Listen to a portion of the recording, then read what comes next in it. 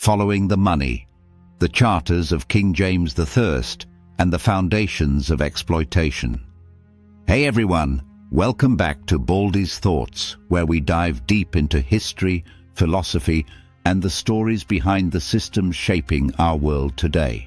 Today's episode is inspired by my latest deep dive, Following the Money, the Charters of King James I and the Foundations of Exploitation. We're peeling back the layers of colonial history to uncover how royal charters, like those issued by King James I, laid the foundation for global trade, systemic exploitation, and ultimately, modern capitalism. But here's the twist.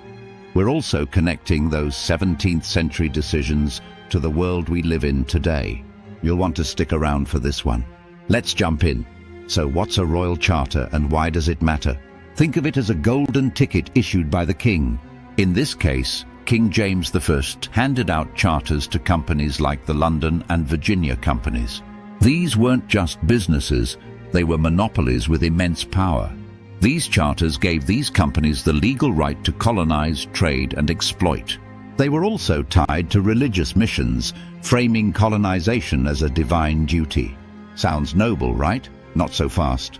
This civilizing mission quickly turned into systems of forced labor, resource extraction, and of course, the transatlantic slave trade.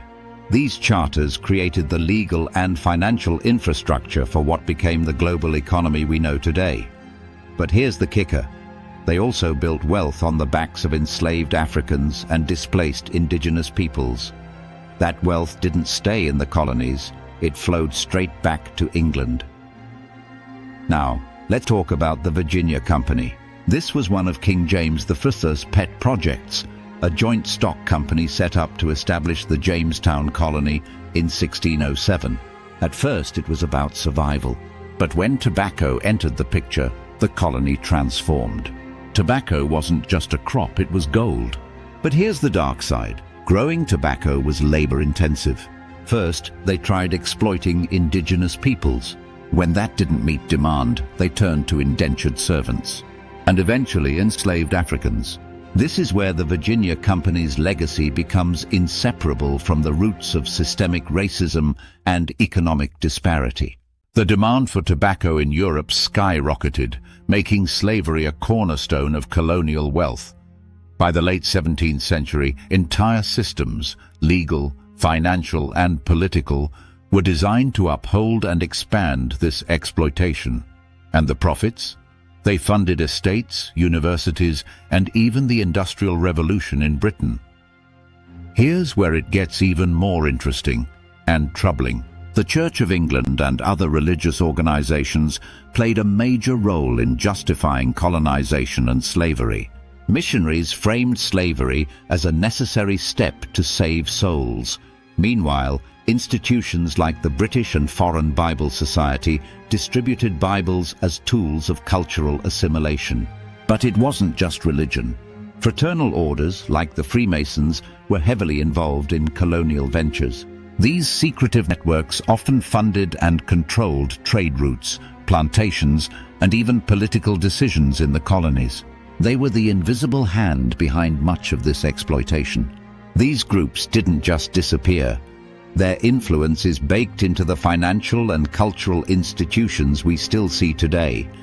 Think of the universities built on plantation profits or the museums filled with looted artifacts. So how does this connect to today? Let's start with the obvious.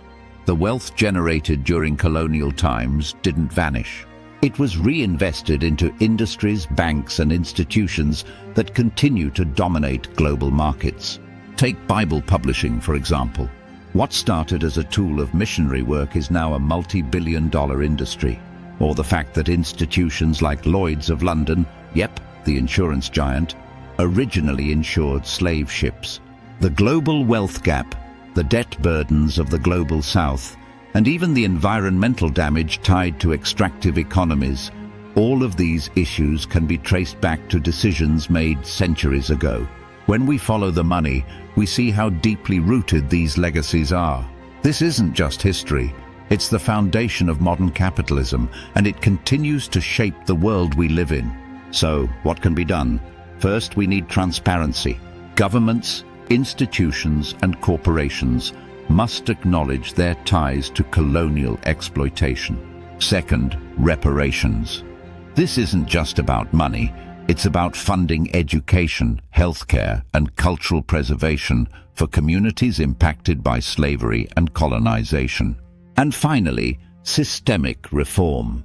Fair trade practices, debt forgiveness for developing nations, and investment in sustainable economies are steps we can take to address these legacies. We can't change the past, but we can change how we deal with its consequences. Accountability is the first step toward a more equitable future. Thanks for watching, everyone. If this resonated with you, hit the like button, subscribe, and let me know your thoughts in the comments. What do you think about the legacies of colonialism and how we can address them? And if you want to dive deeper, check out my book recommendations in the description.